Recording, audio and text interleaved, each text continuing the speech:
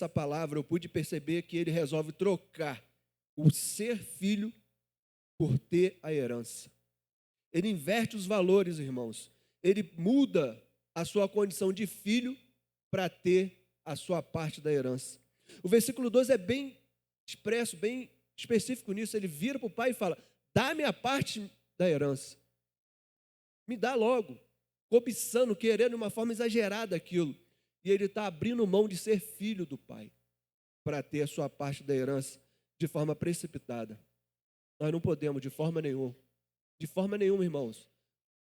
O princípio bíblico não pode ser barganhado, não pode ser trocado. Você não pode abrir mão de ser filho de Deus, irmãos. Você não pode abrir mão de ser filho do Pai. As pessoas estão buscando Deus pelas coisas, pelas bênçãos, mas você precisa buscá-lo pelo que Ele é, pelo Pai que Ele é, irmãos. Não troque ser filho de Deus por ter as coisas que Deus pode te dar. Não seja impaciente, não fique insatisfeito, irmãos. Não troque, não cobice aquilo que não te pertence ainda. O pior é que muitas pessoas buscam Deus somente pelas coisas. Não buscam Deus pelo que Ele é. O filho pródigo dá essa mensagem. Quando ele cobiça a herança dele, ele fala: eu não quero ser seu filho. Sabe o que isso representa? Sabe o que isso revela? Revela um egoísmo da parte dele, irmãos. A insatisfação também gera egoísmo. Note que no versículo 13, da primeira parte, está expresso que o filho pródigo ajuntou tudo que ele tinha. Ele não pensou em mais ninguém, só nele mesmo. Ele junta tudo que ele tem e simplesmente vai embora. Quando ele está insatisfeito, impaciente, ele cobiça, ele deseja, quando ele toma posse, aí ele revela realmente quem ele é, um homem egoísta, um filho egoísta. Não pensa mais em ninguém, age de forma inconsequente, irmãos. E aí ele pega tudo que tem e parte para uma terra distante.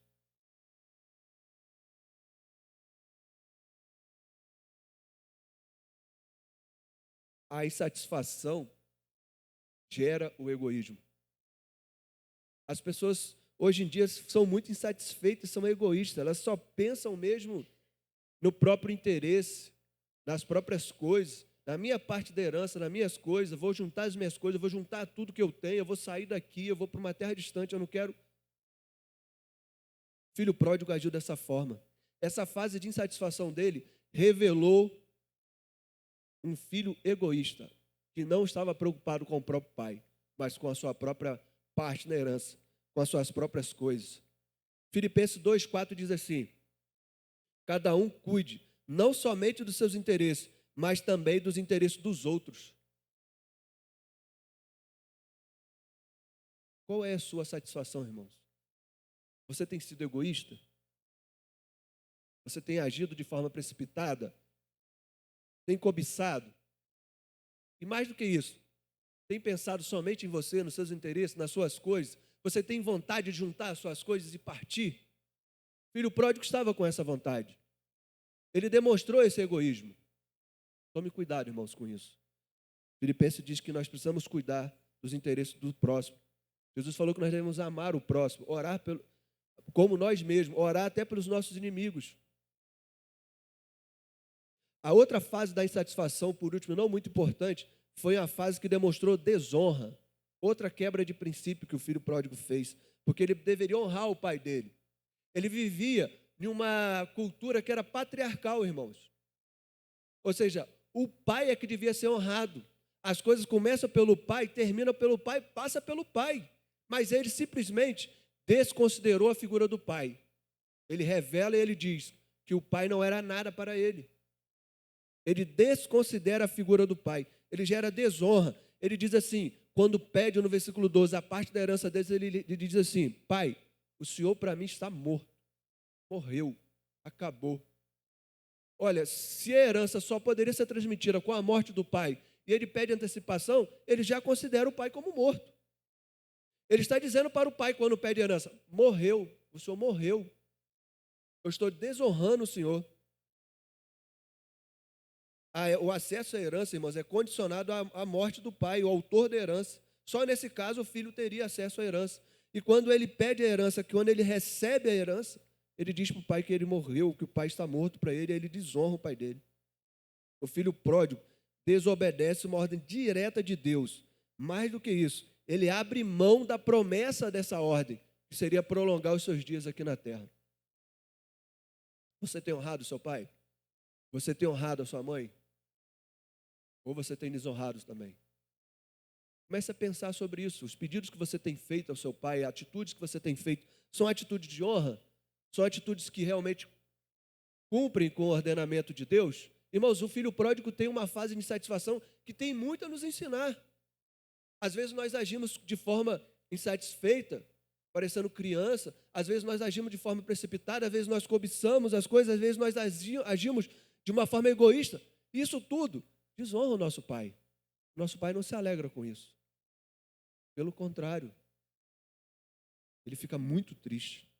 As suas atitudes de filho pródigo, de insatisfação, entristecem diretamente o pai, o coração do pai.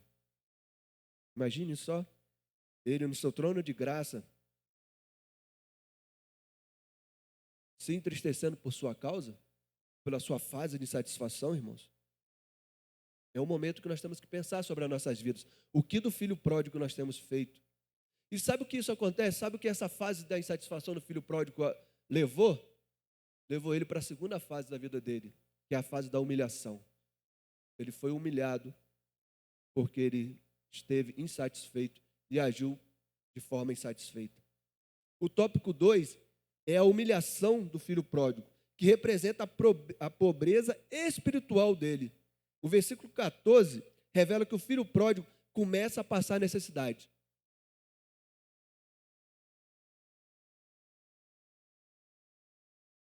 A humilhação começa quando ele tem necessidade.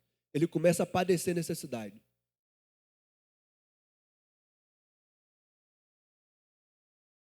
Mas para chegar nessa fase de humilhação, ele deu um passo de desperdício.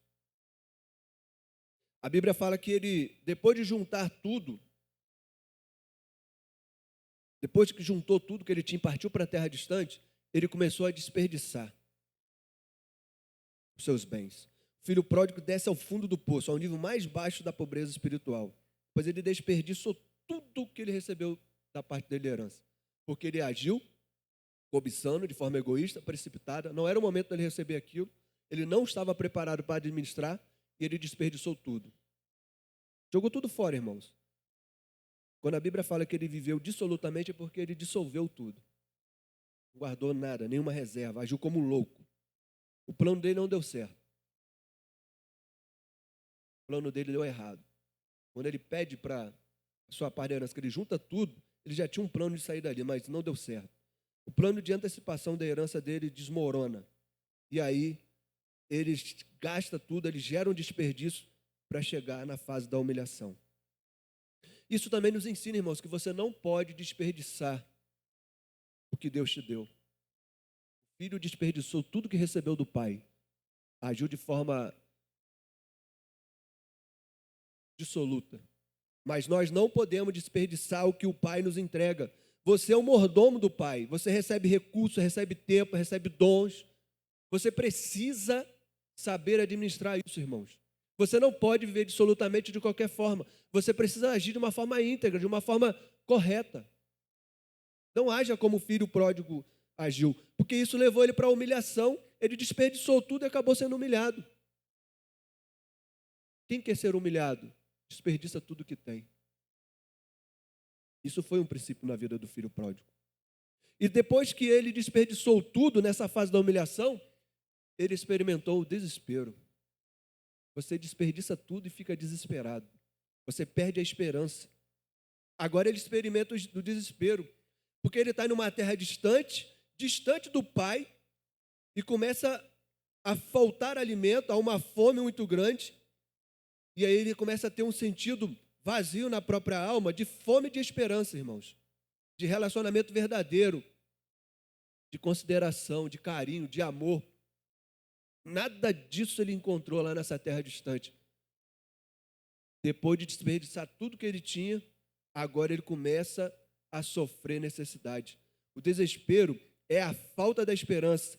Ele deixou de ser filho do pai para ser filho do desespero. Sem o pai, nós ficamos desesperados, irmãos. Sem o pai, você fica desesperado, você fica sem esperança. Você não sabe aonde está, você está perdido em uma terra distante, onde você não consegue encontrar sequer alimento. Não faça como o filho pródigo fez, irmãos.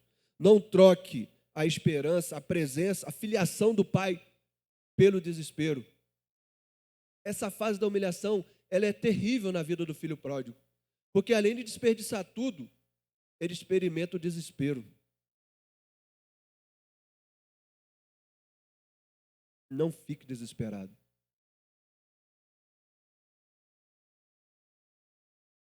Fique perto do pai. Seja filho do pai. Ele quer te abraçar, ele quer te dar esperança, te dar amor, ele quer revelar o seu carinho. O outro passo, dentro da humilhação que o filho pródigo deu, gerou a ele padecimento. Ele começou a padecer das coisas, irmãos. A Bíblia diz que ele desejava encher o seu estômago com as bolotas que o porco comia, mas ninguém lhe dava. O cara queria comer lavagem, irmão, e estava no chiqueiro, para você entender melhor, e para a gente ser direto, sem rodeio, que é onde que o pecado leva. O pecado destrói a pessoa, desperdiça tudo que ela tem, gera humilhação, padecimento, fica num lamaçal realmente. Culturalmente, ele queria comer, mas não tinha nada. Essa fase de padecimento mostra que quem está longe do pai não tem como se alimentar, irmãos. O filho pródigo passou fome porque ele estava longe do pai. Ele deixou de ser filho do pai e não recebia alimentos. Nós precisamos estar com o pai para nos alimentarmos. O filho pródigo gasta a sua herança toda, fica numa cidade distante, uma terra distante, não tem como saciar a sua fome, ninguém dava nada para ele, porque só o pai tinha interesse e tinha atenção e cuidado com ele, irmãos. Jeremias 2,3 diz assim: porque o meu povo cometeu 2 males, me abandonaram a fonte de águas vivas e cavaram para si cisternas rotas, que não retêm águas. Você compreende isso, irmãos? Você deixar a fonte de água viva, que jorra água viva, para você estar numa cisterna que não retém água, passando necessidade. O que você tem padecido, irmãos? O que você tem sentido falta? Você abandonou Deus, você fez essa troca, você desperdiçou tudo, você abriu mão da água viva, do pão vivo. O filho pródigo fez isso. Por isso ele estava passando necessidade. Por isso ele estava padecendo. E a última parte dessa humilhação, dessa fase de humilhação, eu acho que pode ser considerada pior até do que a fome, do que o padecimento, que é a fase do constrangimento, irmãos. É a fase da vergonha, da marginalidade. Ele deixou de ser filho para ser escravo numa terra distante. O último estágio dessa fase de humilhação do filho pródigo é a vergonha. Agora ele está marginalizado, constrangido, envergonhado. Ele tem que buscar a sobra do porco. Preste bem atenção. Ele não comia a lavagem do porco. Preste atenção. Ele não disputava a lavagem com os porcos. Ele comia o que sobrava dos porcos. É pior ainda. E se sobrasse? Porque não sei se vocês já viram porcos comendo, né? Eu cresci como adolescente com criação de porcos. Meu avô era criador de porcos. Eu sei matar porco, tá, irmãos? Fiz uma revelação. O vovô tinha um punhalzinho, ele segurava. Segurei, meu filho. Eu segurava, ele ou gritava e morria. Triste. Mas era fácil matar o porco. Depois ele abriu o porco e deixa isso para outra história, para outro momento. Mas um porco com fome, eu alimentava porcos na minha adolescência, irmãos. Se jogava comida, eles traçavam tudo em questão de minutos, não sobrava nada. O que esse filho pródigo comia? Ele só comia se sobrasse alguma coisa do filho dos porcos. Notem bem, irmãos, na cultura dos judeus, os porcos eram os animais mais imundos que existiam. Para o filho pródigo, um judeu, viver da sobra dos porcos, isso era pior vergonha que poderia existir para ele. Ele estava realmente jogado ao lamaçal, irmãos. Marginalizado totalmente. É evidente que o pecado faz isso com a pessoa. Constrange, marginaliza, escraviza, deixa a pessoa passar necessidade. João 8:34 diz assim: respondeu Jesus, em verdade vos digo, que todo aquele que comete pecado é servo do pecado. Ele estava preso ali, nessa fase de humilhação, sofrendo constrangimento. Ele deixa de ser filho do Pai, ser honrado pelo Pai, cuidado pelo Pai, para ser humilhado, para ser envergonhado, para ser marginalizado, escravizado. Porque não tinha nada para ele fazer naquela terra distante não, irmãos. Ele chegou ali, e aí o homem pediu ao homem alimento, o homem falou o que para ele? Olha, eu vou te encaminhar, encaminhou ele para os campos, para cuidar dos porcos. E ele não recebia nada, porque se ele recebesse alguma coisa, ele poderia comprar alimentos, mas ele estava passando necessidade. Então ele estava cuidando dos porcos como escravo, porque não recebia nada. E o pagamento dele era a sobra dos porcos. Ele era servo do pecado. Quem comete pecado é servo do pecado. Você tem se sentido envergonhado? Tem se sentido escravizado? Tem passado necessidade, humilhação? Se você acha que isso tem acontecido com você, você precisa romper com o pecado. Você precisa ir para o versículo 18. Levantar. Voltar para o Pai. Acabar com essa vergonha, porque Ele te justifica.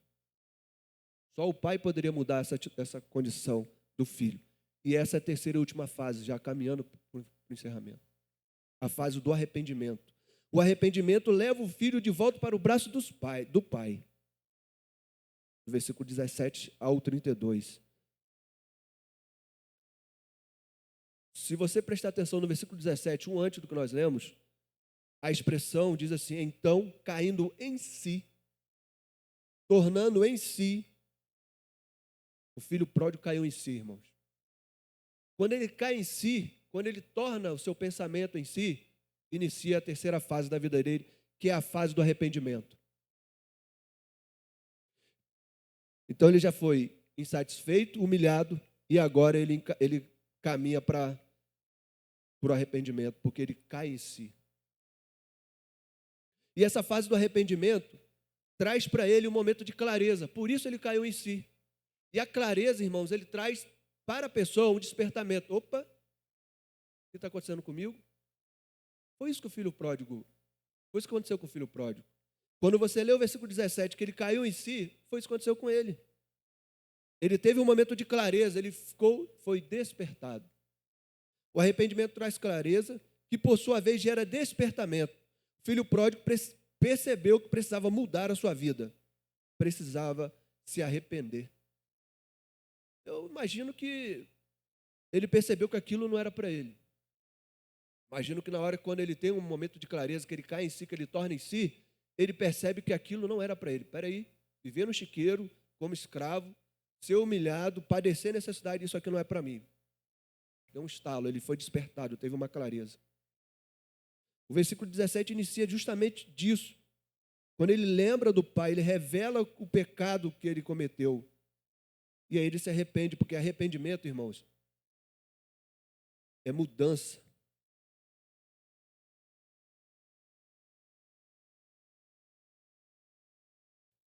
Sabe o que as pessoas às vezes combatem no arrependimento, mas que não deve ser combatido? É a tristeza. Por que, Leonardo, está falando isso? Porque arrependimento gera tristeza. O filho pródigo estava triste nesse momento. Ele ficou triste. Quem ficaria feliz na situação dele? O pecado faz isso, causa confusão. Mas quando ele cai em si, quando ele começa a ficar triste, quando ele tem clareza, ele tem um despertamento para sair da condição miserável que ele estava, para ir voltar para o braço do pai, para saber o que o pai poderia oferecer para ele. Efésios 5,14 diz: pelo que diz, desperta tu que dormes, levanta-te dentre os mortos, e Cristo te esclarecerá. Quando Cristo leva clareza para as pessoas são despertadas. Elas se sentem tristes pela situação, mas o arrependimento leva até a confissão. Irmãos, que foi o segundo passo dele, ele começou a confessar. Foi o texto que nós lemos, versículo 18. O texto que nós lemos, versículo 18, é uma confissão do filho pródigo. Pequei, levantar-me-ei, voltei com meu pai, vou dizer para ele: pai, pequei diante dos céus e diante do Senhor. A confissão é perceptível para aquela pessoa que se arrepende, para aquela pessoa que é despertada. Ele confessa, ele sai do modo estático que ele está e de uma forma enfática. Ele afirma: pequei perante ti, perante os céus. E ele entende que o Pai tem um amor extraordinário para poder recebê-lo de volta, irmãos. Isso é arrependimento. É a vitória sobre o egoísmo, sobre a humilhação, sobre o padecimento, sobre a cobiça, sobre a precipitação. O arrependimento é um rompimento sobre tudo isso, que envolve tristeza, clareza, despertamento e confissão, irmãos. Precisa ser confessado, tá? A confissão é um passo muito importante dentro da fase de arrependimento, porque sem confissão não pode ter arrependimento. Você precisa entender. Por que você vai ficar triste, ter clareza, se você não vai confessar o seu pecado, a sua falha? O filho pródigo fez isso, nós acabamos de ler. Como no caso do filho pródigo, a confissão, nessa questão do arrependimento, levou ele a uma mudança. Porque, irmãos, eu acho, lendo a Bíblia, de que ele não poderia ficar triste depois de cair em si, de ter uma clareza. Ele não poderia ser despertado. Ele não poderia chegar para uma confissão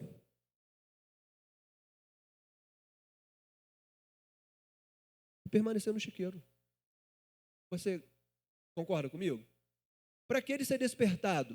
Para que ele confessar? Para que ele se arrepender e permanecer no chiqueiro? Ele precisaria sair do chiqueiro, como saiu. Ele diz: levantar-me-ei e irei ter com meu pai. A decisão de insatisfação dele sair da família, do pai, ir para uma terra distante, ele agora toma uma decisão de despertamento, de confissão, de arrependimento, de voltar para o braço do pai. Então, arrependimento é justamente isso, é mudança de rota. É você assumir o caminho, procurar, buscar o caminho que te leva de volta para o Pai. Você não pode se arrepender e permanecer no mesmo local. Isso não é arrependimento, irmão. O filho pródigo não estaria arrependido se ele permanecesse no chiqueiro. Não importa o lugar que você está. Se você se arrepender, você precisa mudar de local. Você precisa buscar o caminho que te leva de volta para o braço dos pais. Você precisa entender que você estará triste.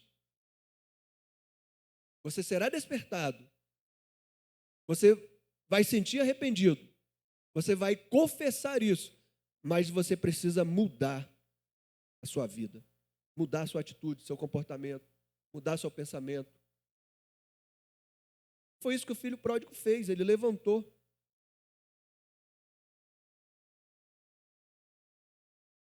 Segundo Coríntios diz assim, 7, versículo 9 e 10. Agora me alegro, não porque foste contristados, mas porque vos entristeci para o arrependimento.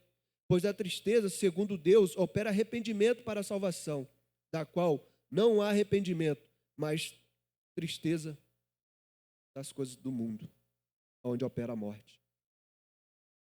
A tristeza que o filho pródigo sentiu ali era por aquele momento dele, pelas coisas do mundo, irmãos, pela situação dele. E ele precisou se arrepender e ele mudou de atitude. Ele saiu do chiqueiro, ele não ficou lá, ele não se acomodou. Você precisa também buscar o arrependimento, sair de onde você está, da situação que você está. Você precisa ser despertado, mudar de vida, buscar o caminho do Pai. Por quê? Quando o filho pródigo busca o caminho de volta para a casa do Pai, ele encontra o perdão.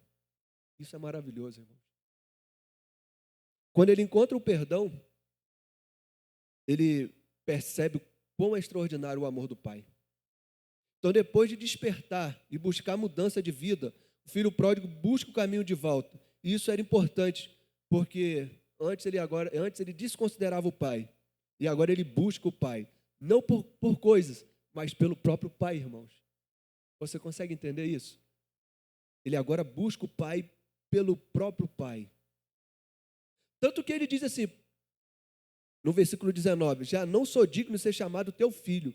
Trata-me como um dos teus servos trabalhadores. Ele não quer mais nada do Pai, ele quer só o Pai, a presença do Pai, os braços do Pai. Ele escolhe retornar para os braços do Pai. É para onde todos que se arrependem vão.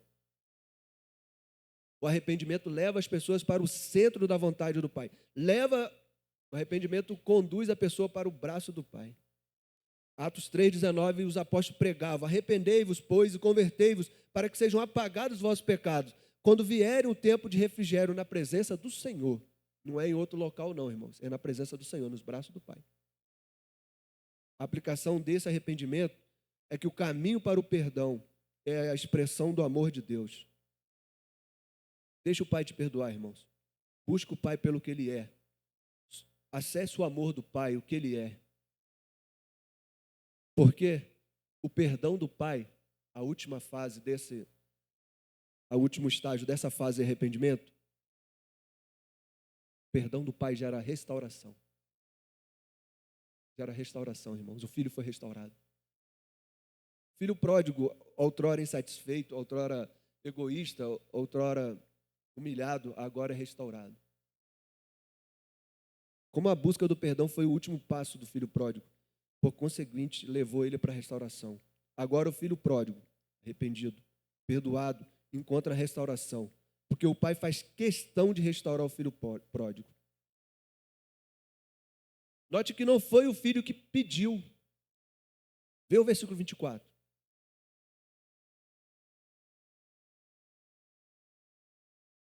Ele queria o pai pelo pai, realmente. Queria até ser um servo. Mas aí o versículo 24, o pai dá ordem aos seus servos, diz: porque este meu filho estava morto e reviveu, tinha se perdido e foi achado. E começaram a alegrar-se. Começaram a alegrar-se.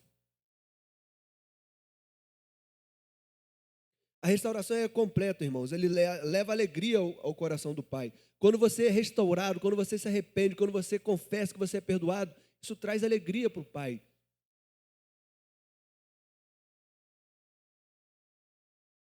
E isso não foi uma coisa somente para o Pai, mas o Filho também na restauração. O versículo 22 diz assim: o Pai disse a seu servo: trazei depressa a melhor roupa e vestiu. Põe o anel na mão e alparcas nos pés. A restauração é completa, irmãos. O Pai dá vestes novas. Não só isso, a melhor veste. Perceba no versículo 22, que não foi qualquer veste, foi a melhor veste, o melhor vestimento, a melhor roupa. Quem andava descalço, era escravo, padecia, era humilhado, agora vestia a melhor roupa. A restauração para um escravo, irmãos. Se você se imagina, se você acredita ser um escravo do pecado, o Pai tem a melhor vestimenta para você. Ele pode restaurar a sua vida por completo, como fez na vida do filho pródigo. Pessoa que se alimentava com o resto de lavagem de porco, agora é restaurado. Tem um anel no dedo, irmão. Quer mais honra do que isso? Sandália é a melhor roupa. Apocalipse 7,14 diz assim: e eu lhe disse: Senhor, tu sabes. E ele disse: estes são os que vieram da grande tribulação, lavaram as suas vestes e as branquearam no sangue do Cordeiro. Lavaram as suas vestes e as branquearam no sangue do Cordeiro, irmãos. A restauração é completa. Não importa qual seja a sua situação. A restauração foi o último estágio do arrependimento. O Pai está pronto para te restaurar por completo. Você precisa ter clareza, precisa ficar triste com a sua situação, precisa confessar, pedir perdão, buscar o Pai, como o filho pródigo fez. Ele saiu do chiqueiro e ele foi até a restauração nos braços do Pai. Não importa onde você está, irmãos. Não importa, querido, o que você fez, qual a sua situação. O Pai está pronto para te restaurar. O amor dele é incondicional. Mas o inimigo, ele coloca na nossa mente situações que, às vezes, atrapalham o caminho até a restauração. Tem uma ilustração de um autor desconhecido